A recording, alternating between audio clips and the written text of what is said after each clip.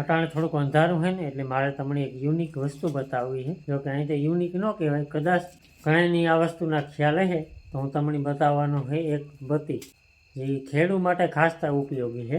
જો આ બત્તી છે, નોર્મલ જ બત્તી છે ને, જેવી હોય એવી, બરાબર, પણ ઝૂમેબલ બત્તી છે. જો આ નામ છે MZ બત્તીનું. આની ખાસિયત શું છે તો કે જો આ દેખાય ને, હવે હમણાં ટીલી ઝૂમ થાય, જો જોયું ને, કંઈ ઘટે નહીં, અંજવાળું અંજવાળું. પણ આ ટૂંકમાં બહુ પલામાંથી પુગાડવી હોય તો બહુ ઉપયોગી ને. અને બીજા નંબરમાં વાત કરે ને તો ચાર્જિંગની થોડીક પ્રોબ્લેમ થાય.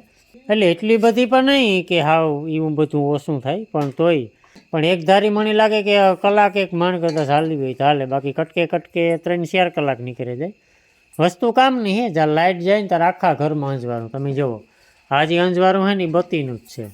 અને જો ધોરા દી જેવું અંજવાળું કરી નાખ્યું. ફાઇનલી અહીંયા બાજરાના રોટલા બને છે. આપણે હે ને ઓલા ફ્લિપકાર્ટમાં મળી જાય. થોડીક યુનિક વસ્તુ છે, કદાચ કોઈકને યુનિક વસ્તુનો શોખ હોય તો આ વસ્તુ તમે લઈ શકો. આ રીતના આમાં કંઈ એવું રોકેટ સાયન્સ નથી.